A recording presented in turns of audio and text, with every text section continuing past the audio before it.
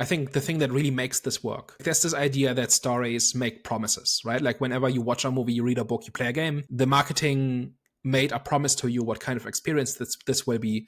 And it's the movie's job to fulfill that promise, right? And to give you what you signed up for and what it promised. And if it's going to subvert it in some way, then it still needs to appeal in some way to what it was you wanted out of this, and it needs to be better than what you expected and so on. But broadly, stories need to promise something and then deliver on it, right? And I think the thing that really struck out at me is how much this movie does that. It's just straight up a Final Destination movie. There's no big twist, there's no subversion. Like it's just giving you the experience that it sold you. And that was kind of interesting, like especially like it's been what 15 years since the last one. I think the last one was 2011, and it's basically it just slots right into the franchise, and like it builds on it, right? Because there's elements in here that have not been in the older ones, but it's very much true to what came before, right? Without being straitjacketed by it. Like you sign up for a very specific experience, which is these elaborate accidents, and the movie just gives you like 4 of them. And I thought that was really interesting because like for years now, there's been this trend in movies to not give you what you want, right? To almost have contempt for what the audience wants. And here it just does it. And then also does more.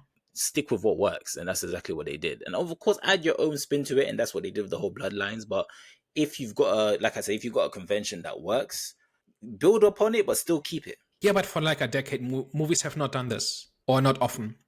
True. It's just interesting that maybe the tide is turning on that, where people are saying this is a very specific brand and we're gonna maintain that brand and we're going to deliver on what it is that the audience actually has signed up for. Are you referring to the Scream franchise when you say that?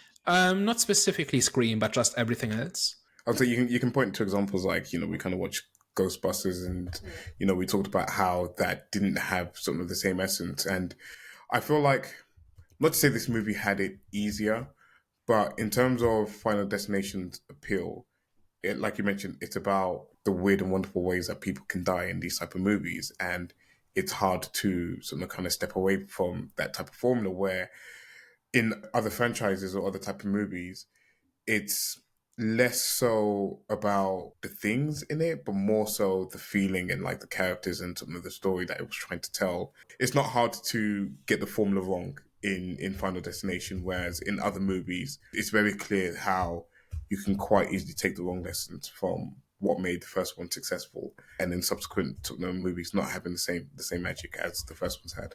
It's definitely a fairly straightforward case, but they still had to do it, and they still had to want to do it. And I just found it notable that they did.